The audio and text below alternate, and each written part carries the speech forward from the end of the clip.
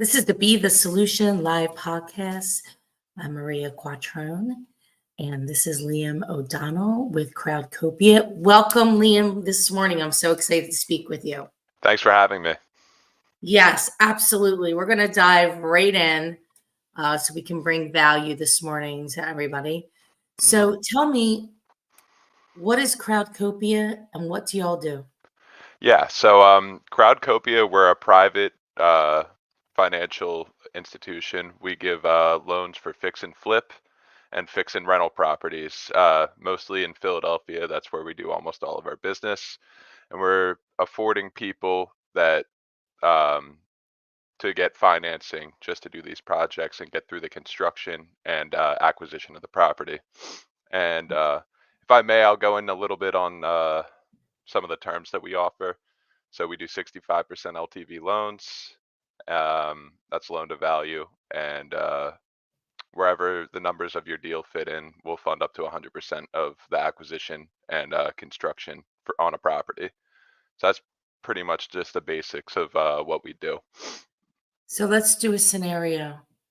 Yep. The property acquisition cost is 150,000. Mhm. It's 1,000 square feet. Mhm. The repairs are going to cost about, let's say, 100,000. Yep. So all in 250. All in 250, and the ARV on that is about 395. No, 395. sorry, wrong, incorrect. The ARV on that is 375.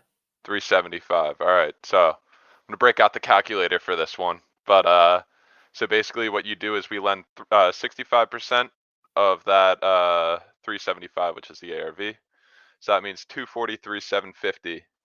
That's our total loan on the project.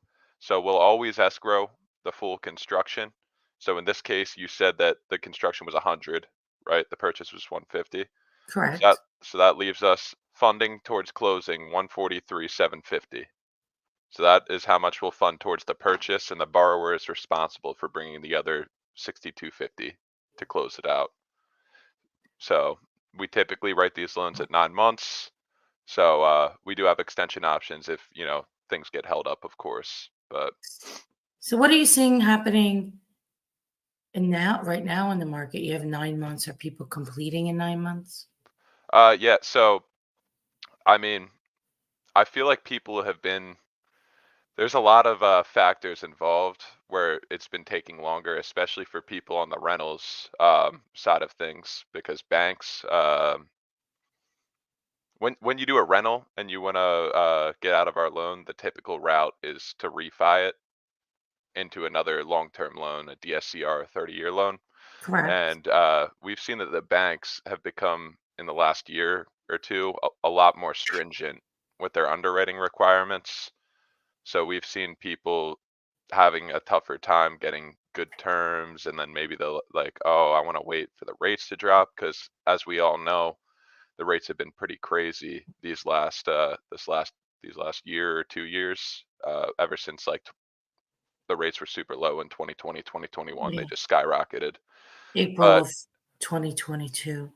yeah, yep, April of 2022. Yeah. So but since then we're starting to see them come in a little bit. So I'm hoping in the future that the refis are looking a little more attractive just for all developers in the city.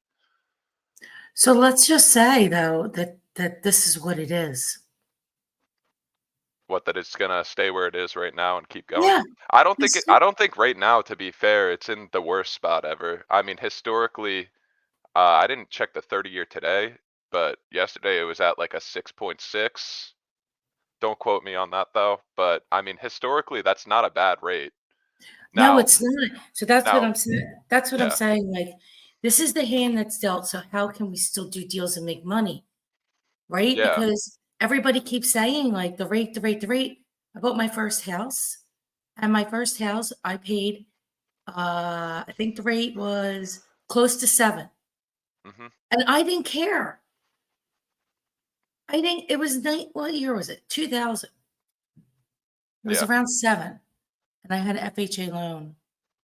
We're going back a while. It was the first, I bought a condo And so what if this is where we sit? Because it could be, maybe it isn't, but what if it is? Yeah. So this is my take on that whole thing. So I think that no matter where we're at in the market, everything is priced in. So That's right. if you got a rate, yeah, if you got a rate at 7%, in a perfect world, that the house affordability would be priced so that someone could afford it at a 7%. Now, where things are wacky right now are we have people that have 3% mortgages, 2.5% mortgages. Who's going to want to sell their 2.5% house and buy a house at 7 right now? So there's just this sticky situation Yeah. between sellers not wanting to sell because they've got a sweet deal on their mortgage. I mean, if I had a house at 2.5%, I'd hold on to that forever. Yeah, and buyers, there's so much demand. Like it's a weird spot in the market right now. But It is. It I is think a weird. hopefully that we're carving our way out a little bit with the rates sort of coming down a little bit. But we'll see. It is so definitely an unusual time for sure. We Hmm. didn't have to deal with that before, but it's always something. So the people that have the owners of properties that live there that have low interest rates, they also have a ton of equity. And Yes. that ton of equity wouldn't have came if the last few years, 3, 4, or 5 years hadn't happened.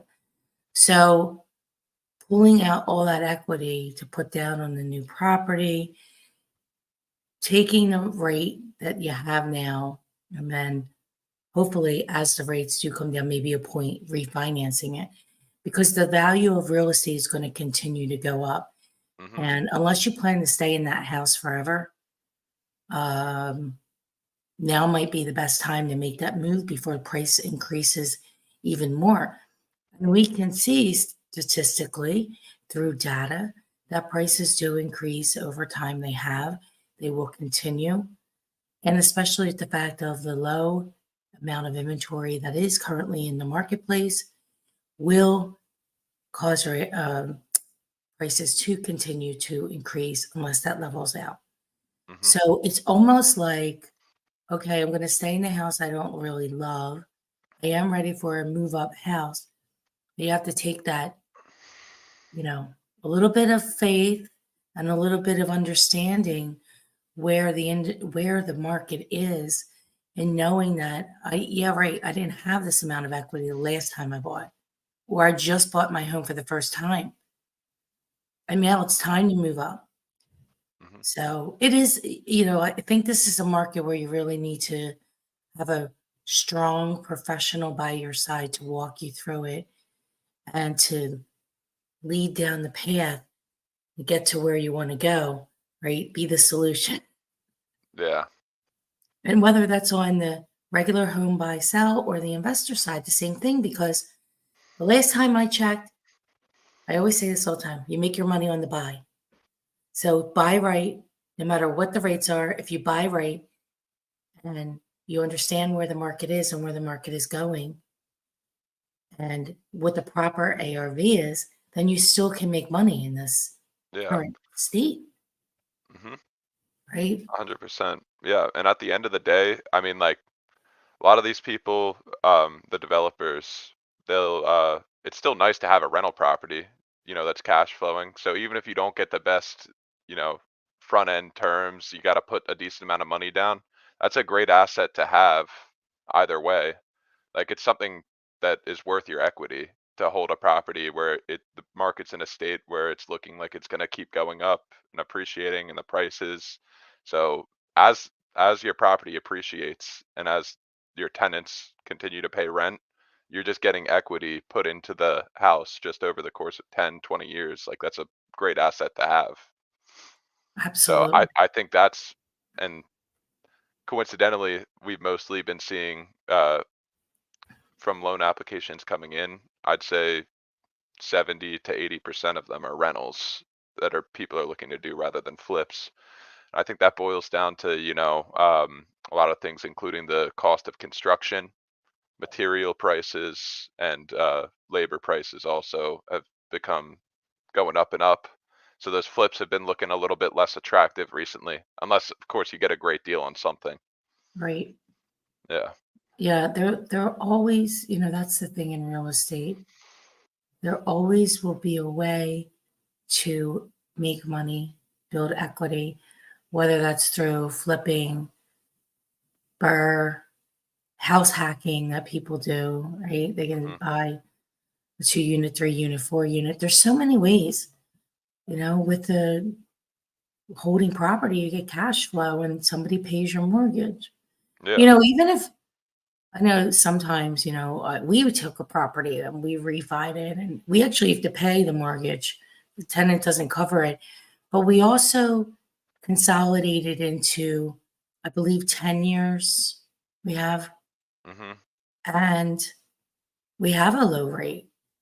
So now we took something out of 30 years and 10 years we'll pay it off before then, but it'll be completely paid off. And that's a higher price point property too. So it was hard to make those numbers work, but it works for us. So I think the moral of the story is you have to look at everything individually. There is no like blanket anything. Mhm. Every property, every client, every single thing it's there's no magic formula because people say all the time to me, um, oh, I want a good deal. I said, I don't know what that means. What does that mean to you? Because everybody's idea and the way that they look at investing is different. And I don't think there's a cookie cutter formula for what's in somebody's brain. Yeah. Because on paper, right, Liam, on paper, you have a formula. Here's the formula. Mhm. Sometimes people are like, okay, well, I want to do this or that, or, they are pivoting in the sense of like what works for them. They may buy a piece of property that they plan on keeping until their kid is through in college and they didn't have the baby yet. And it's in a good location and they'll pay a little bit more for that. And it's more of a generational buy. So there's lots of different ways that people look at investing. And I don't know if there's a right or wrong way. It's what works for you way. Yeah. Agreed. Thoughts on that? So I mean, I think that you pretty much summed it up there. Like, I agree that, yeah. that's good. So in regards to you're seeing 70 to 80% right now come in for buy and hold, Mhm. buy, rehab, refi, Repeat. and repeat. That's Yeah. what the BRRRR is for those people that don't know what that is. I Mhm. took for granted that people do, but not everybody does. But that is the majority of, uh, and then that makes sense that that's the majority of the loans right now, because it definitely is harder to do a flip. But Yeah. they still exist. They do. I mean, we still get a ton of them, especially the thing is the people that succeed best in something like a flip are the people that are very experienced and they've got their construction team and their contractors, they're all on point. It's the people that can move through it quickly because then when things get held up with a flip, like you're just losing money. Like if L and I hold something up, for example, and you don't have all your ducks in a row on the construction, like that is just getting held up and you're losing money by the day. Versus like if that happens on a refi, I mean you're still gonna have the asset at the end of the day. But the flip is all about line. It's short-term cash, you know? Yeah, it's short-term cash, and you have to make sure you have that team lined up and they're ready to rock and roll. Yeah. The day you close, the day it funds. Mhm. I've seen the Exactly. most success with people who have everything lined up in advance. And some of the things that we do with those people also is that we'll walk the property with them prior to them actually even uh, closing on it. And because Mhm. sometimes, they buy it from somebody else, like a wholesaler or something like that. if we're not in representation, and then directing them on really what the best finishes are for that particular property in that particular area at that price point. hmm So consulting on it and making, because you can't fix it. It's too difficult to fix it later. I hate cleaning up messes. I do clean up a lot of messes, but anyway, I'm good at cleaning up messes, which is why we have BTS, be the solution. But if getting in advance and really looking at, how do I maximize my value here? What things can I add?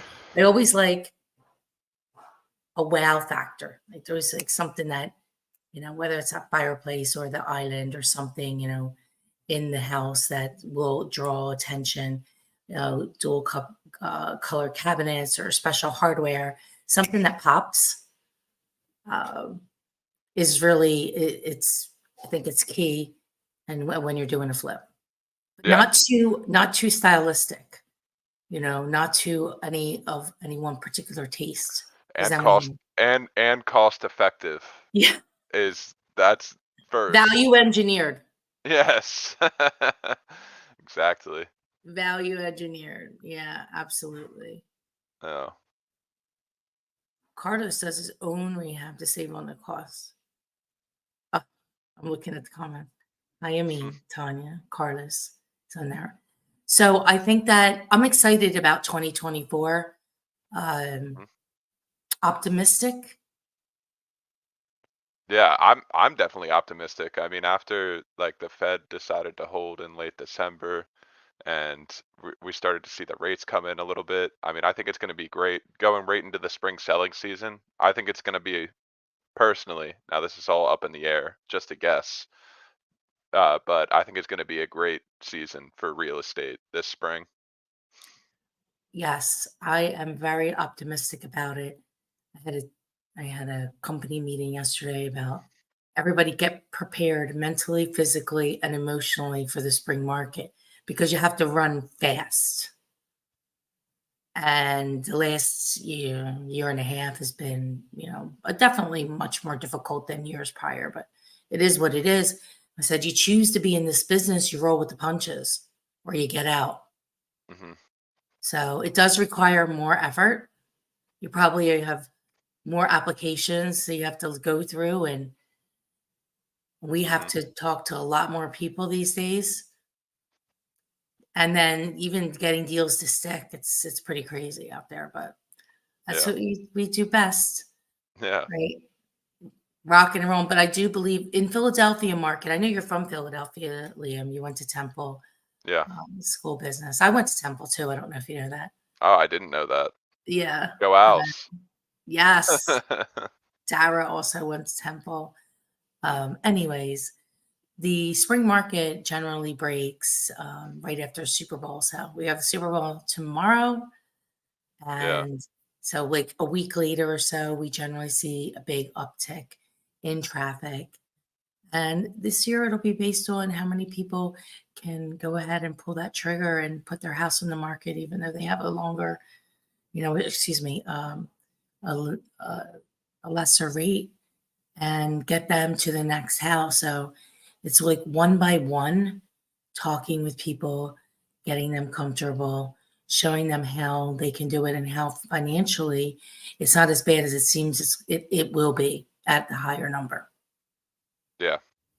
with the amount of money put, putting that larger sum down than they generally would have in the past.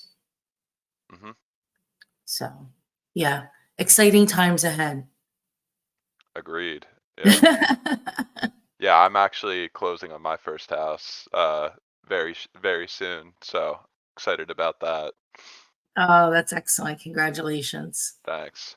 In Philadelphia? Yes, up in like Port Richmond, Kensington-ish area. Oh, Yeah. yeah, Thanks, absolutely. Tanya. Yeah, that's awesome. That's awesome. And what made you decide that particular area? I'm I don't curious. know. It just fell into like it was like an off market thing. So I got it for a decent price and I like the area. So it just was like I've been in the market for a while and I never really saw anything that I liked. So I like this one a lot. Everything clicked. Yeah. You got a good price. It was in the spot that you liked, and you liked the house. What's in it? Hmm. All good things were aligned. Exactly. Yeah, absolutely. So, what are some things that when an investor is doing a rehab for, let's say, for rent, that they can do that will help them save like some cost, whether that's on in the rehab or in the construction portion of it or the financial? What are some things that Yeah. So as for the construction, um, I'm not as well versed on the construction side of things like at our company, but I can speak to a couple of things. I think that like some of the smartest stuff to do is just be prepared. Like if you're planning to save and that's like your style, like I think that that might be the wrong or not. You want to save as much as you can, but I mean, you get in there and then all of a sudden it needs service, like water and sewer service that you can't tell before you close on it. You got to be prepared for that. You got to be prepared for if the heater or AC that you thought was working and needed a little bit of service, well, now the system has to be replaced. You got to be prepared for that because we see a lot of people that, try to keep stuff that's a little bit wishy-washy, and that can just hold you up even more because now right? they're in a situation where they didn't plan to swap out the whole HVAC system, and now Mhm. they're footed with a $10,000 bill to do so that they Right. weren't planning on. So I So just think, contingency, having that yeah, contingency plan. in mind. I think it's the smartest to plan for the worst, like worst case scenario first, and see if it still makes sense there. That's great advice. Worst case Yeah. scenario first. And if it doesn't make sense in the worst case scenario, then I think you got to be smart about it. So putting out what could go wrong when I open up the wall. Yeah, exactly. It's hard to be a detective with Yeah. Even the best contractors will miss stuff. So if you've got a guy that's great, like, and it's not because they're not the best, it's just the way that things are.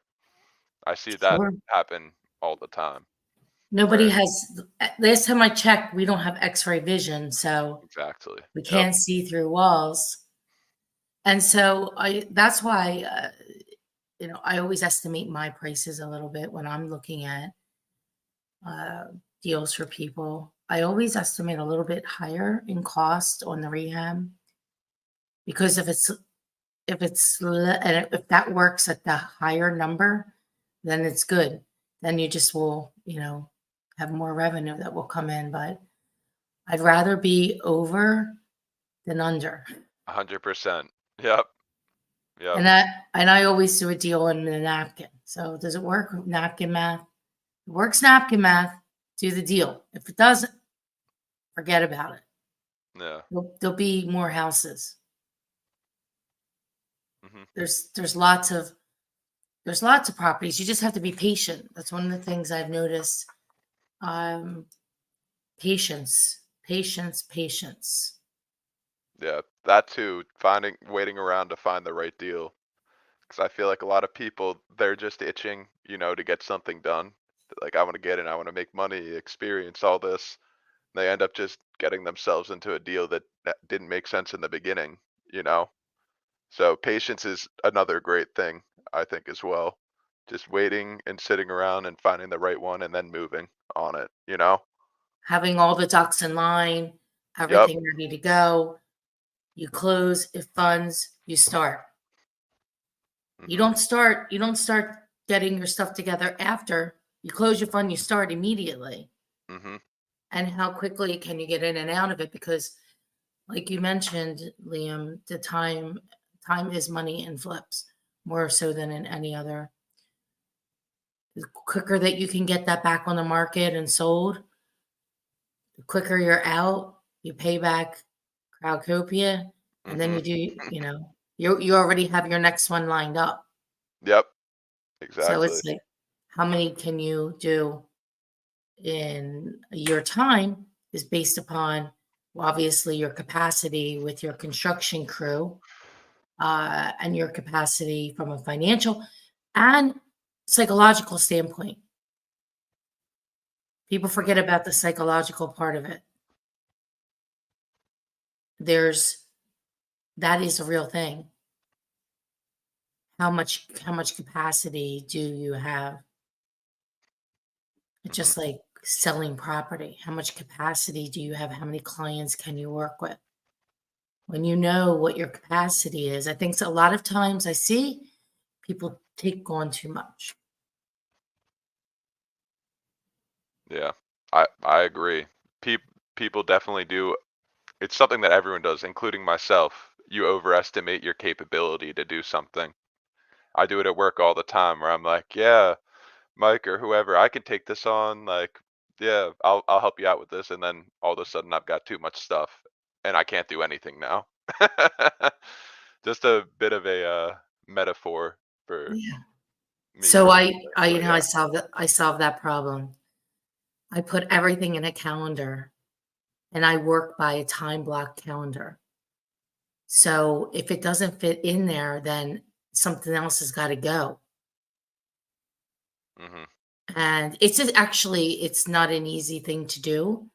You really have to be extremely disciplined with it because, we get pulled in a lot of directions. However, we get to choose, Liam. That's a beautiful thing. Yeah. We get to choose. So we can either choose to be as efficient as possible or choose to be all over the place. Sometimes people like chaos, don't get me wrong. But you know what they say, Liam? Give the busiest person the work to do because they're the ones generally who will get it done. Yeah. So, some things that I've learned over the years Yeah. through, yeah, a lot of learning experiences. So, it's okay. Failure's okay as long as you can learn from it because it's an expensive lesson if you can't learn. Mhm. But if you learn, then it's just the cost of the lesson. Yeah. Yeah. So what do we think? I feel like you're optimistic about the year. You think we're gonna have a good year. I Yeah, I think the whole market, like the real estate industry, I think 2024 is gonna be a good year for that. Now that's just speculation, of course. If Yeah, no one can really see the future like perfectly, but I think no, with a pretty good guess, I'd say it's gonna be a great year but with what the we rates. can Yeah. You yeah, go well, ahead. you're right. You can't see the future, but what we can do is create our own economy. And so we don't need to rely on who's president, who's the mayor, who's what the rates are, right? Because people still will buy, sell, and invest in real estate. If you open up the MLS and you look at how many transactions happened last month, somebody was in that transaction. And so our job is to make sure that we're the ones representing those people. Mhm. And that means we have to talk to more people. Mhm. So now when we're finished this, I'm going to be headed over to the office to talk to people, make calls, and then I have another podcast at 1:30. Oh, nice. But I rocking and rolling, not taking any I'm gonna be prisoners. lounging around on the couch for a couple hours after this. Well, you do you. Liam, it was great having you on this morning. Thank you for your insight.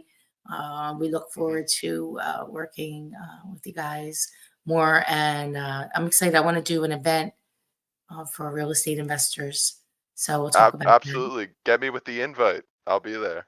Yeah. Well, I want to talk to you about it. It's going to be in March, so I'll reach out. All right, awesome. Thank you so much for being on Be the Solution podcast. Yep. And Thank you for having me. And I wanted to say if anyone has anything that they're looking to do, feel free to shoot an email to me at liam@crowdcopia.com. If you're looking for financing on your next flip or your fix and flip or fix and rehab. So I I'll just wanted to drop get that the out I'll drop your email in the comments. there. All right. Awesome. Thank you for Awesome. having me Have a great one. Thank again. you so much.